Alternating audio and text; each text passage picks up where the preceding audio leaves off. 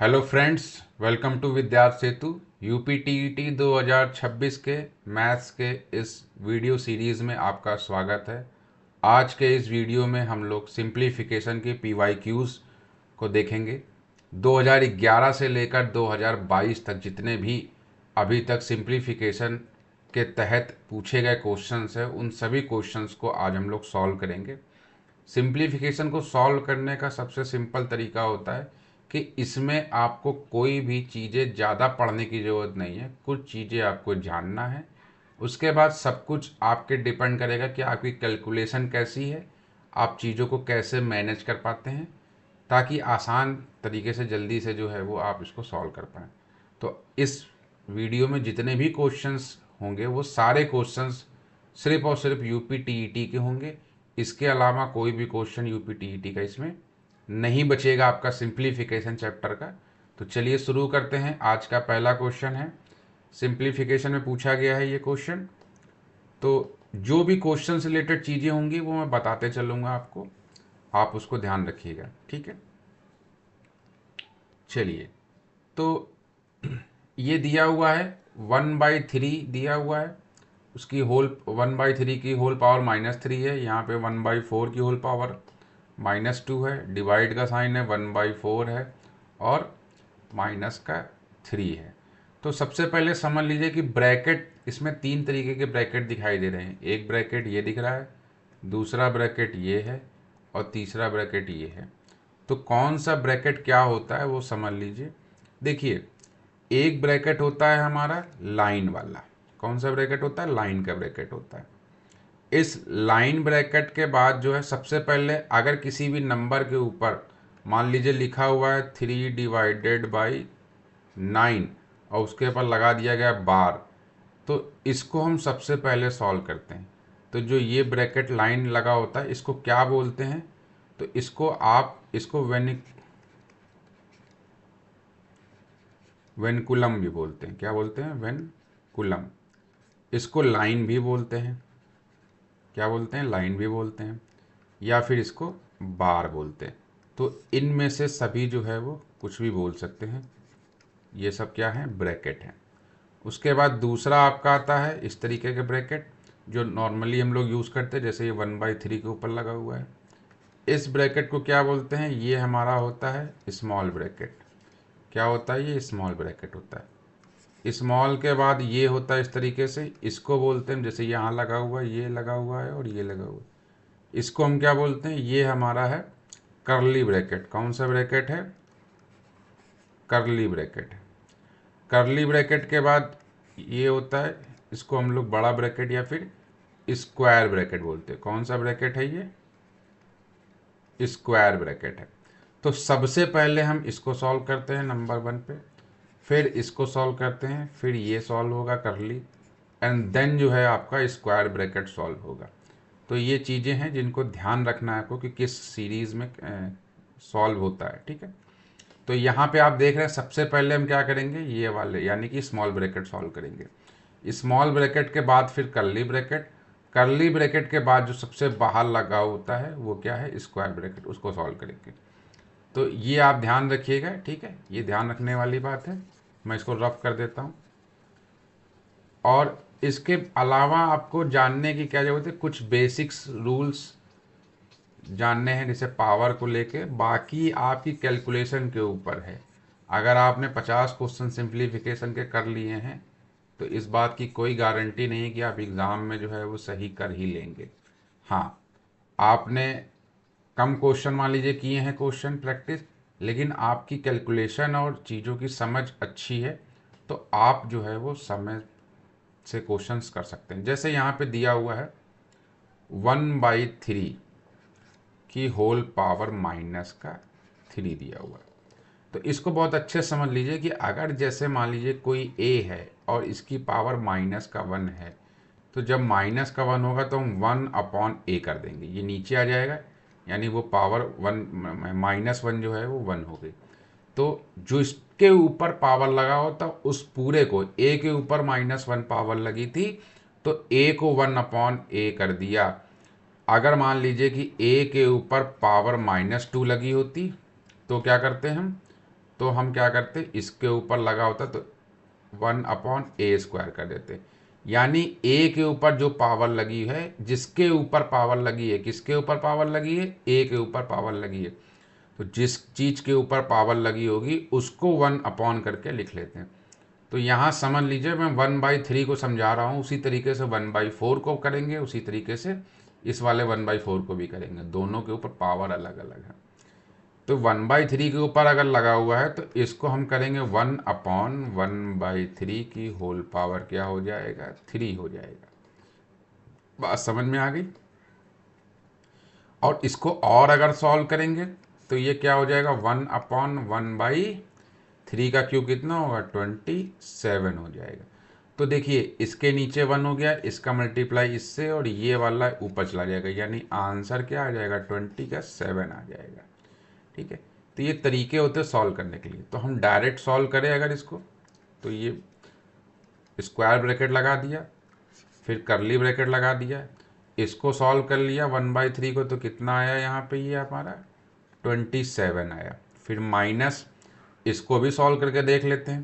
तो अगर हम यहाँ पे 1/4 को करेंगे तो जाहिर सी बात है कि 4 का स्क्वायर होगा, तो जो कि होता 16, और 16 ऊपर चला जाएगा तो यहाँ पे हो जाएगा ये 16। समझ में आ रही बात, मैं डायरेक्ट कर रहा हूँ, यही सिखाने के लिए ही तो क्वेश्चन कराए जाते हैं। ठीक है। उसके बाद देखिए, सबसे पहले हमने बताया था अभी कि स्मॉल ब्रैकेट सॉल्व करते, स्मॉल ब्रैकेट सॉल्व हो गया, करली वाला लगा दिया, डिवाइड का साइन लगा दिया, यहाँ भी सॉल्व करेंगे। अब यहाँ पे क्या है कि 4 की पावर -3 है, नीचे आएगा तो क्या होगा, 4 की पावर 3 हो जाएगा, और 3 यानी 1/64, फिर ऊपर चला जाएगा तो ये हो जाएगा 64।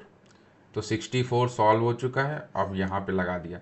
अब ये वाला करली ब्रैकेट सॉल्व करेंगे, तो करली ब्रैकेट जब सॉल्व करेंगे तो 27 में से 16 माइनस करेंगे तो बचेगा हमारा 11, और डिवाइडेड बाई क्या था, 64 था।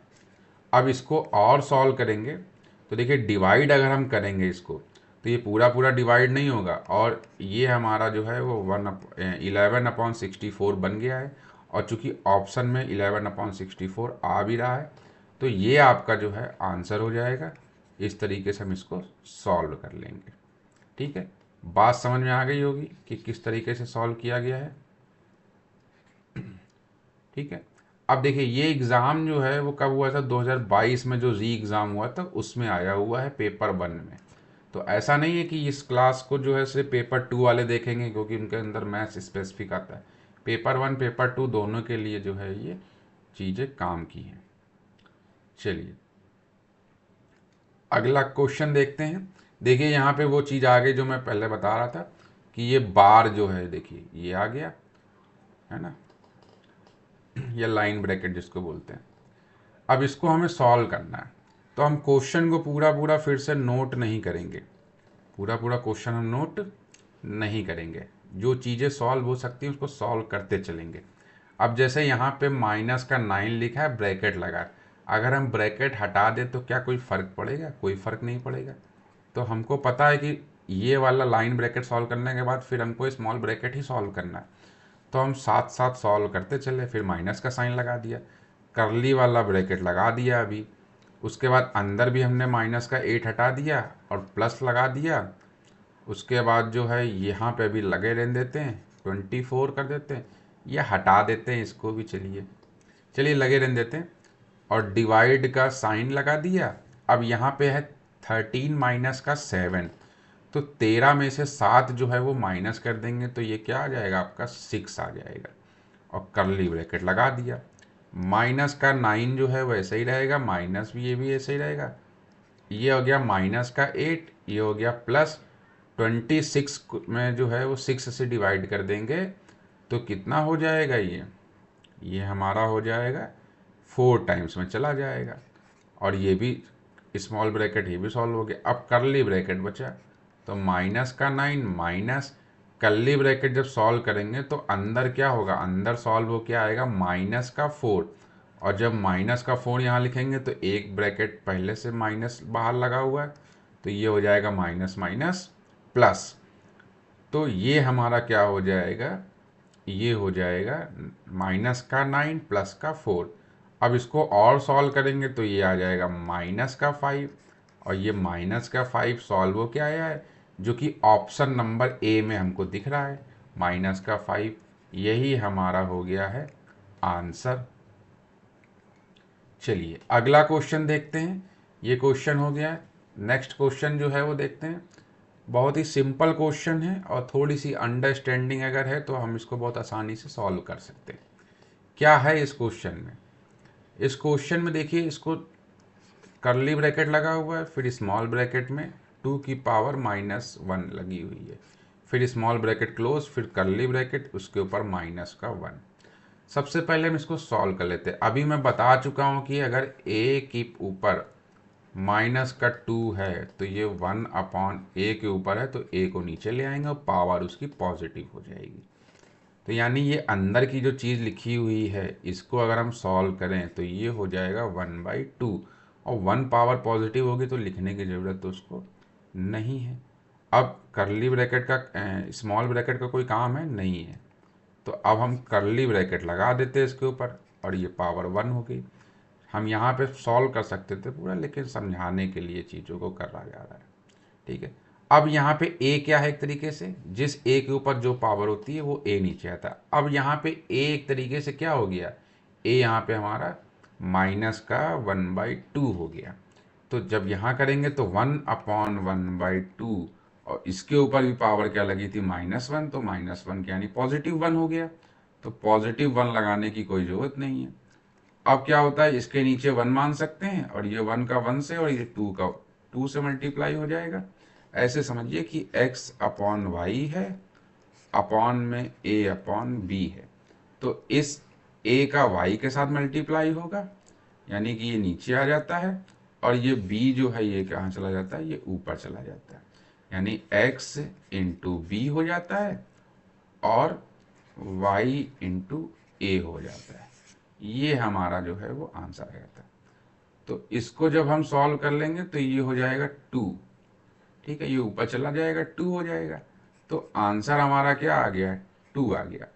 अब चूंकि यहाँ पे 4 ऑप्शन दिए हुए हैं ए, बी और सी, तो हमको देखना है कि आंसर के हिसाब से कौन सी चीजें सही हैं।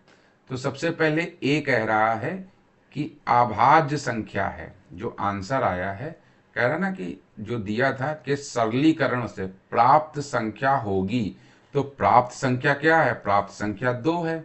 तो उस प्राप्त संख्या के बारे में पूछ रहा है, क्या कह रहा है ए में, कि अभाज्य संख्या होगी। अभाज्य संख्या होगी क्या ये, तो कह सकते हैं कि अभाज्य संख्या है, बिल्कुल है।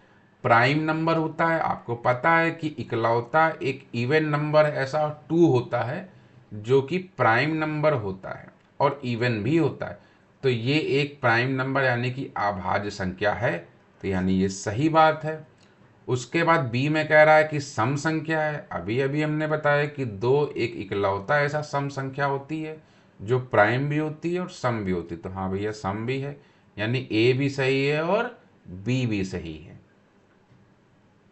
तो अब सी आ जाते हैं। 2 का गुणांक है, हाँ जी भैया 2 का गुणांक भी है, लीजिए ये भी सही हो गया, थर्ड वाला भी सही हो गया, सी भी सही हो गया। अब डी कह रहा है कि विषम संख्या है, तो 2 एक विषम संख्या तो नहीं है, ये एक सम संख्या है। भाई बी और डी में एक ही सही हो सकता है, तो अगर बी सही है यानी कि 2 एक सम संख्या है तो विषम नहीं हो सकता, तो ये गड़बड़ हो जाएगा।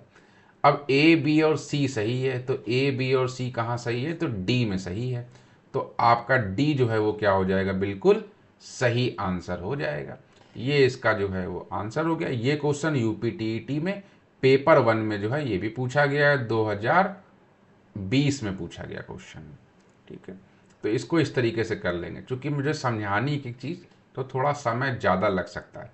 आप जब चीज़ों को समझ जाएंगे, किस तरीके से सोचते हैं, किस तरीके से करते हैं, तो बहुत ही आसान तरीके से आप इसको सॉल्व कर सकते हैं। बात समझ में आ गई?